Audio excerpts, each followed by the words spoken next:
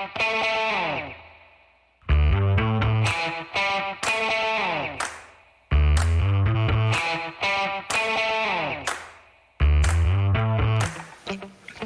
folks. Welcome to another episode of Film Study. This is Ken McCusick. As promised, we're back with a second matchups episode this week. This one for the Baltimore offense versus the Houston defense. And joining me, of course, as always, is co-host Frazier Tafar. Frazier, how you doing? Doing good, Ken. Glad to be back on for our offensive matchups this week. I think this is going to be the hefty amount of analysis we have for this game. I know we're excited to see Lamar Jackson take over and right his wrongs in the playoffs. Yeah, it's definitely a moment of redemption and a few weeks of redemption for Lamar ahead of him, and an opportunity to change the narrative on his career. I think, not to get ahead of ourselves, but if he were to run the table here, and it's not an easy stretch, it'll be a tough 3-game run. We're now in a discussion of where does Lamar Jackson's Hall of Fame candidacy begin? It would be a Super Bowl in the books. It'd be 2 MVPs. He's got most of the foreground scenery necessary to make the Hall of Fame if he's able to do that. And then it's a matter of getting the background scenery, being an outstanding quarterback for a decade. Yep. That would, do the other things. So a couple more Pro Bowls, maybe another All-Pro at some point, and he'd be in pretty good shape, I would think. But anyway, let's start it off here. And we've got so much background information on this, but why don't you start us off with your first matchup that you want to see the Ravens win? Yep. My first matchup of the day is the receivers versus Houston's DBs. The main guy I'm looking at this week is Rashad Bateman. I've been really excited about him, seeing him progress throughout the season. I think he's just a ticking time bomb waiting to explode. We've seen some of the flashes in Miami.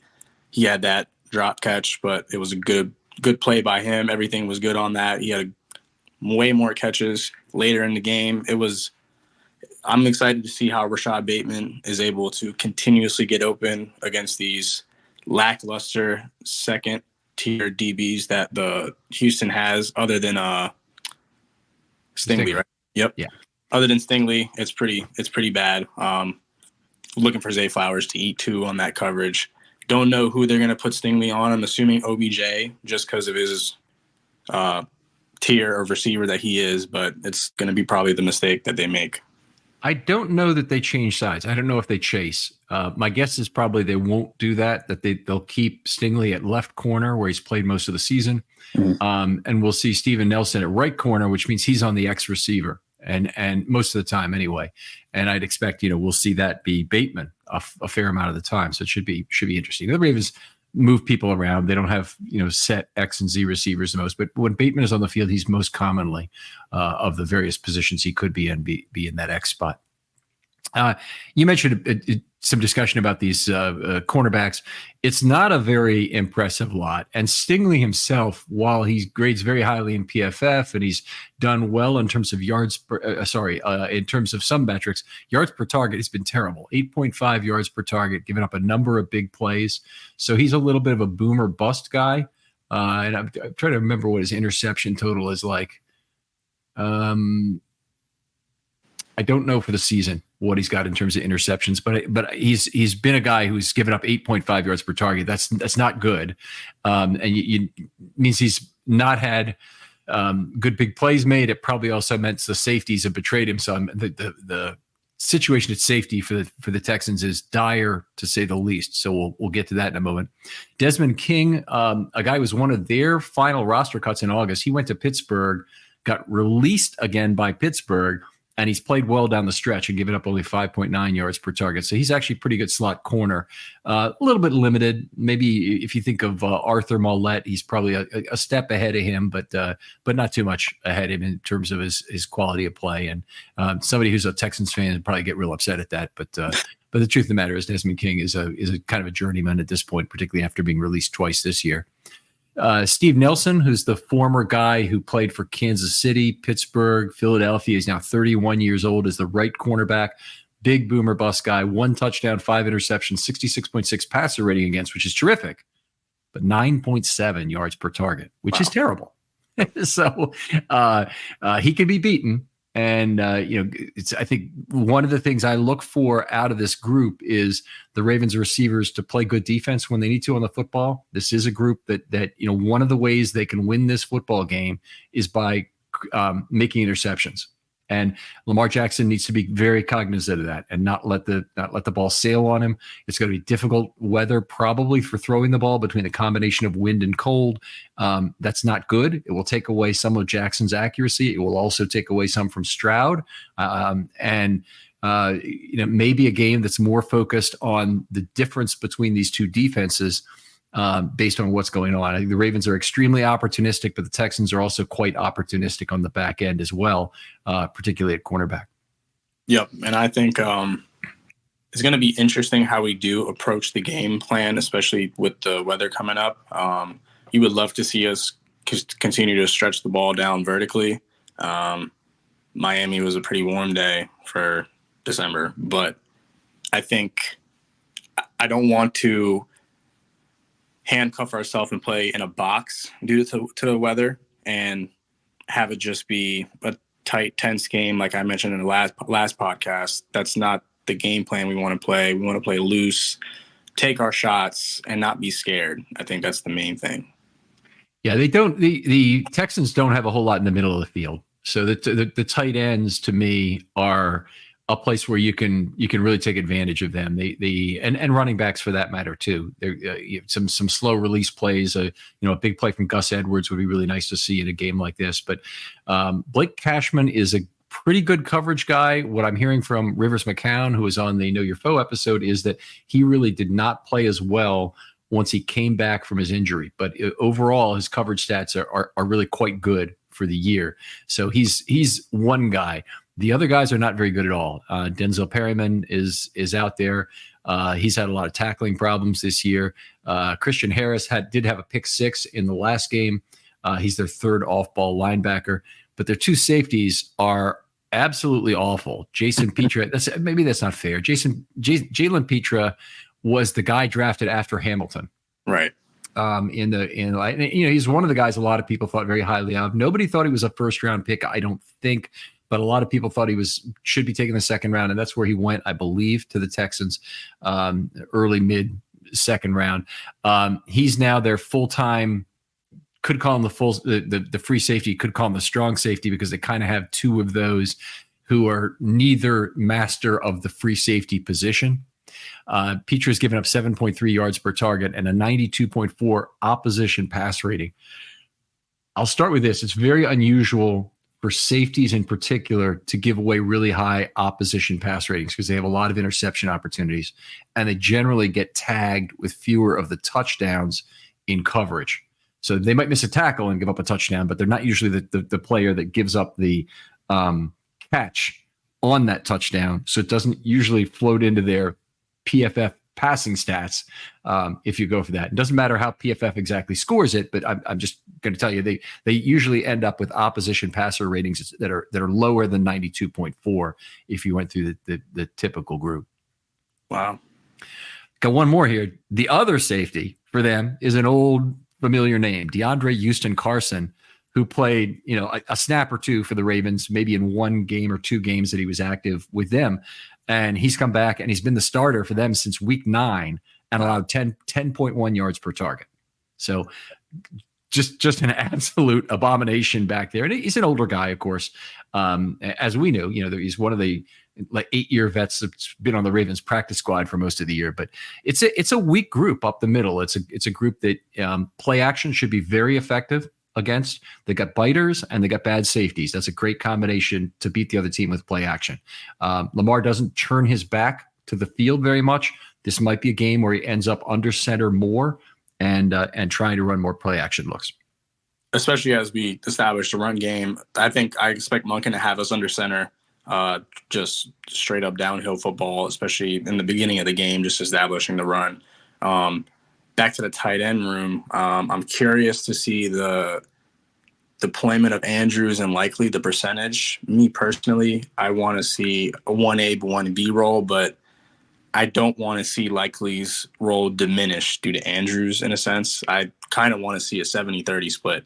I don't want to see Andrews I don't want to see him in the meat of the game. I want to see him at the most crucial points, high leverage points, put our guy in our all pro.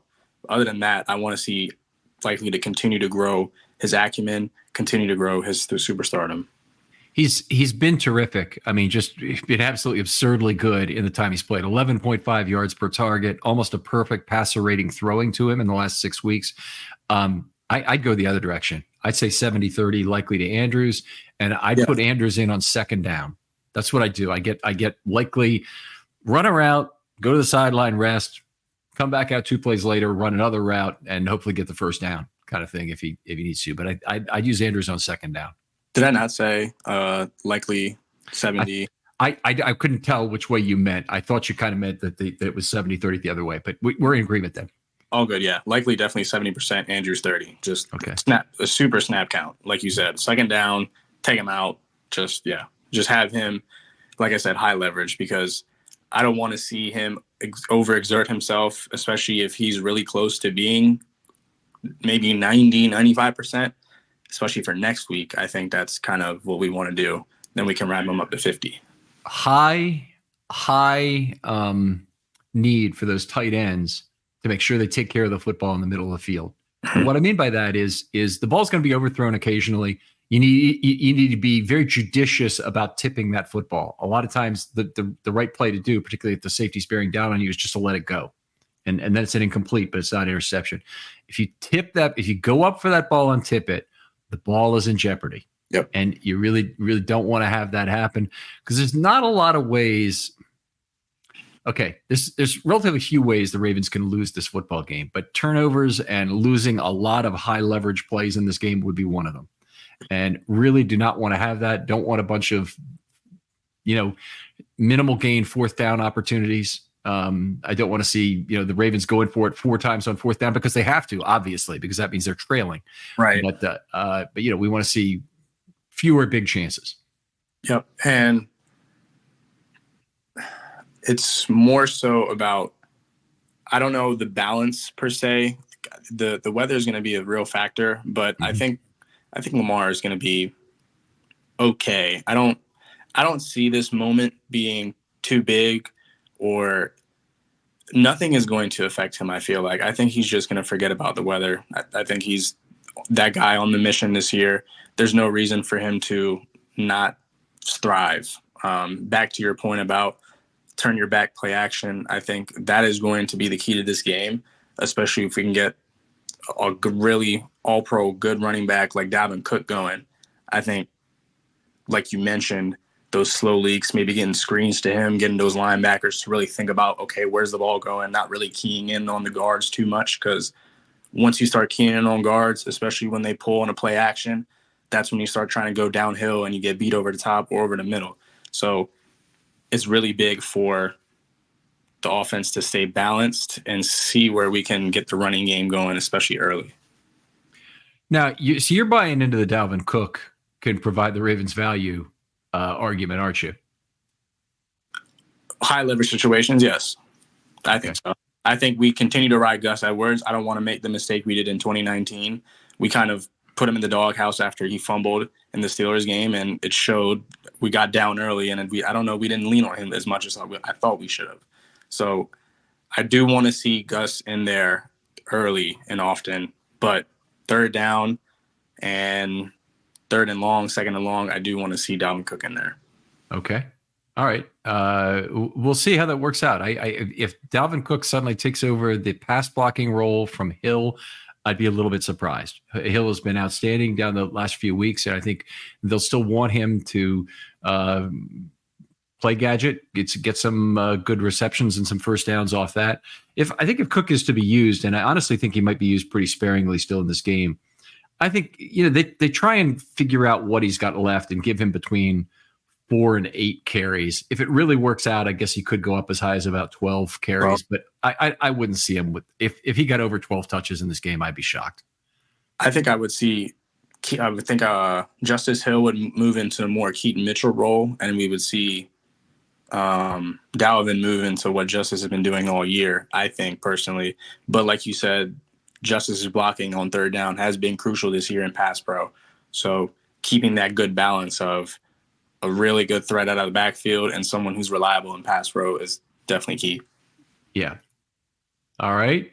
So that's a fair amount about the running backs there. Do you have another matchup you want to talk about?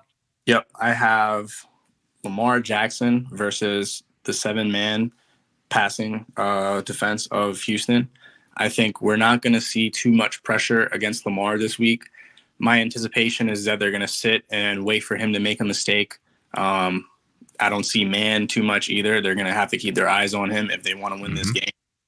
There's no reason for you to turn your back. Once you turn the back, it's over. Good night. I think it's on to the way to the AFC Championship game if that's their formula. I think the reason why mainly is against the Dolphins. We saw that they picked up pressure well. They had a touchdown to Likely on all out blitz on 4th down. They had a bunch of plays where they were able to handle the blitz, block it, and get the ball delivered on time. So I think they're continuing to get better on the offensive line with communication, sliding protection, and also Justice Hill being crucial in that pass pro position as well. It almost goes without saying, but Lamar Jackson's got to be able to move around the pocket effortlessly like he has, because there will be some morphing of it. They've got interior linemen that can get pushed. They've got guys on the edges who can really provide problems for the offensive tackles that the Ravens have. So it's going to have to be a game where Lamar has some ability to move around, make space, and make plays also that are by design. Play action takes a little bit of time to develop. Not usually enough time to get a sack, but you can be in a position where the play action plays you don't see are the ones the quarterback has to move from his original spot. Right. So, we got to be. Lamar's got to be very adaptable to that. Most of when Lamar's been very good at that is when he keeps his eyes forward. Mm-hmm. And that's why he doesn't like to do it, I don't believe, and the Ravens don't really ask him to do it in terms of the turn your back play action. Is that it's not natural for him to reacquire the field, probably because he hasn't been doing it as much, but it's also not natural for him not to be continually reacting to the clues he's getting from the defense and what they're giving him. So I honestly, I think we'll see less of that. I think they'll probably continue to run their run game out of shotgun. I know you said you anticipate a lot under center. I think they want the read option. And, and in particular, when you've got this kind of a pass rush bearing down on you, I think you want the read option to confuse your opponents. I think we'll see some draw plays in this game. That's something. And you mentioned that Keaton Mitchell role. Hill would be great at that. And Edwards would be good too in terms of allowing those edge rushers to get themselves out of position. One of the things you do with Hill is you flag for the Texans that this is more likely a pass play than a run play. And Hill is thought of as being the pass blocker. None of the other guys are. So he's the guy that they would presumably want on the field. And so when they're expecting a pass play and he's back there looking like he's trying to pick up a blitzer, and then all of a sudden he gets the football and runs with it, that's a potential way to get a defensive end to rush himself out of the play. Same thing works for Lamar too, by the way, but it was very effective with Mitchell early in the year in particular, and obviously we know why.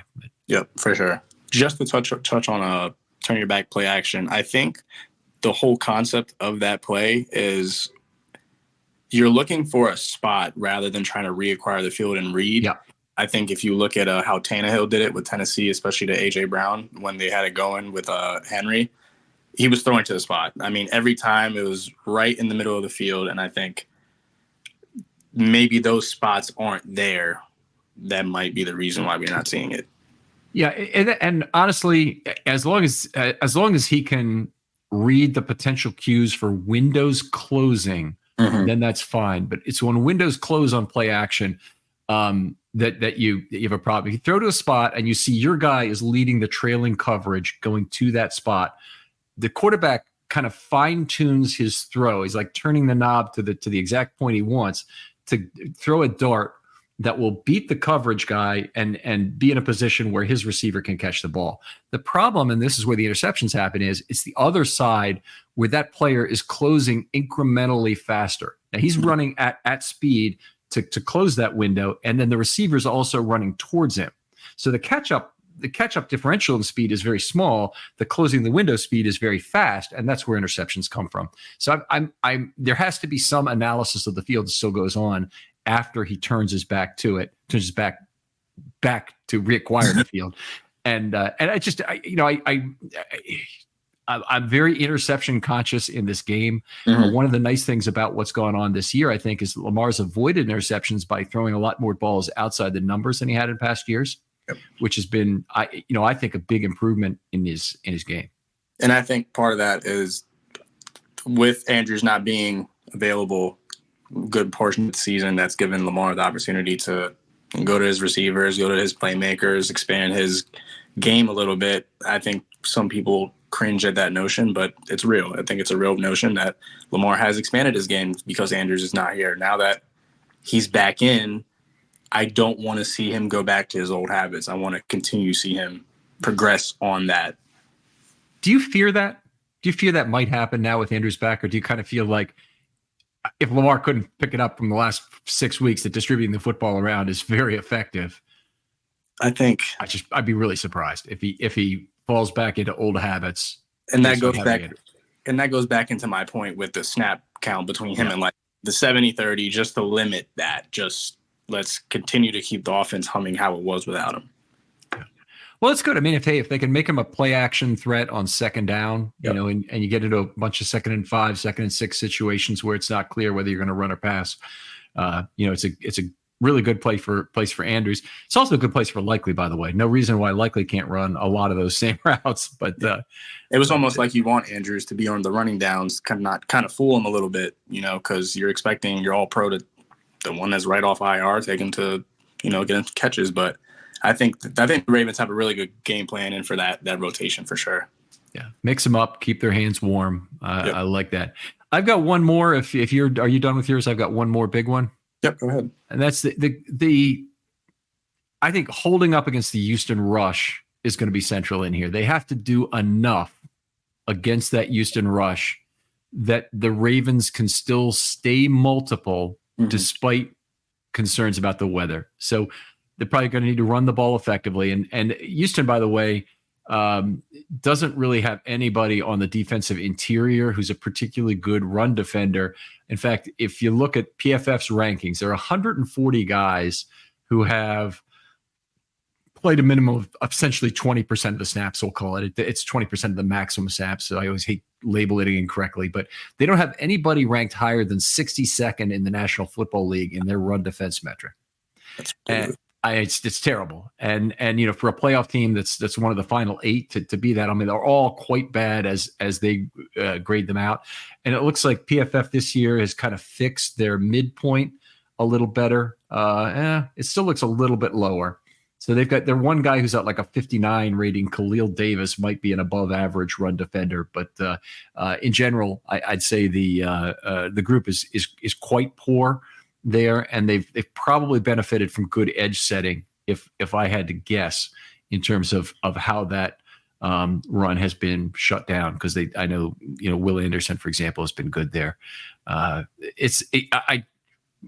Lamar moving around the pocket is all part of this, but just the Ravens have to remain multiple. If it becomes a run-only game, that really favors Houston, even though I don't think Houston's run game is particularly good. So if both quarterbacks are shut down, I still think it lessens the deficit between these two teams.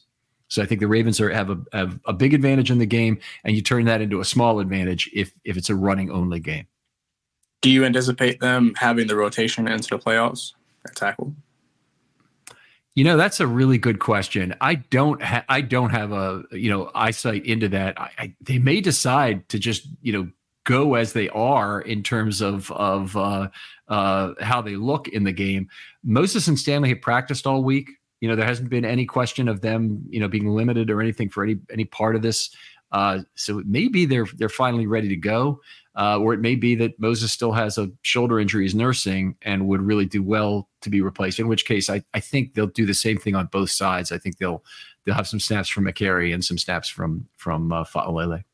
I'm not really opposed to the idea of putting them in probably the second quarter or there's no such thing as non-important drives. No, but I think less high leverage plays, less high leverage drives, like obviously end of quarters, end of halves, we're putting in our top guys. Up 21-0 in the fourth quarter. Yeah, those are all fine. But That's fine. It's what they've done this year in terms of that rotation is they've never had it so that both McCary and Fa'alele are on the field at the same time, unless it's garbage time. Mm-hmm. So what they'll do is they'll stagger the rotation such that McCary will come in for Stanley first, and then Fa'alele will come in for Moses on the next series. Right. And it's been working so far. Having one person to be able to help is better than two. Yeah. All right. Anything else we want to talk about before we'll go off air here? I'm just really excited to see this offense. We've been anticipating it for almost 3 weeks now. If not 4 years. Yeah. I think it's been a long way coming. We talked about it in the last podcast. This is the year that Lamar Jackson has to really, I don't know if next year it's a really tough question. What's going to happen if they don't win this game?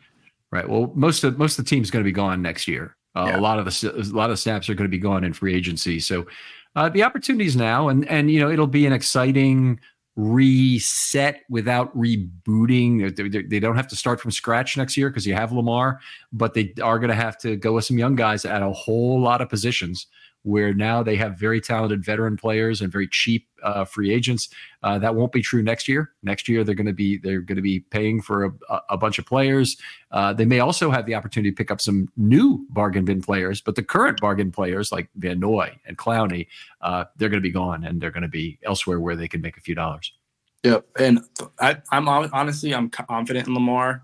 Just seeing how he's been approaching this week, all over media, the Ravens videos that have been put out, he's been super loose playing around. So I expect him to play well. Like I mentioned earlier, I don't think the cold is going to affect him.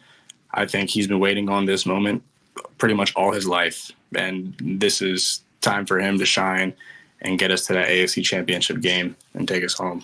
And hopefully another moment at that point. So this one, it's a station stop. It's hopefully not the final stop for this Ravens journey this year, but be very exciting. And it'll be cold out there, folks. And I'd still say try and make sure you go and be loud if you can. 25 degrees or 20 degrees is bad, but it's not that bad compared to some of the other stuff the Ravens have done on the road in the playoffs. So they played some great football there when they've had to, and I think they're positioned to do it well again here against a Houston team that is good, but frankly is just not in the same league with the Ravens. Yep, they backed in and going against Cleveland. I think, it's going to be an amazing game. I'm really excited for it. I know we said this off air. I don't think I've been this anxious for a game in a long time. Yeah. It certainly evokes that. Frazier, always great doing the show with you. Tell folks where they can talk with you online. You guys can reach me at X/Twitter at F_RAVE8. That's F_Rave8. Okay, other folks out there, if you'd like to be on a film study short, hit me up on Twitter. Potentially a bye week coming up. Even if it's not, we've got an off season coming up at some point, and I'd love to talk to you then about whatever you're passionate about. And this is that time of the year where it's good to get that multi-part episode in. So you want to talk about some evolution of the game or some trend in the economics of the game or this or that, and something maybe it takes multiple episodes. That's a fantastic time to do it, and I'll be looking to set up some of those series with people. I'll have a different probably set of off-season series than I've had. I'll have all the usual stuff, and I'll probably have a couple different things. It won't necessarily dig into the history or greatest games ever, but it'll probably be something different, and always looking for that fan interaction. And your own personal experiences is always something I'm looking to grab onto. So if you have a specific thing you want to talk about, it may evolve into a series of such shows, and I'd really love to get that started with you. For Frazier Tapar, this is Ken McCusick saying goodbye. We'll talk to you next week, we hope, on Matchups.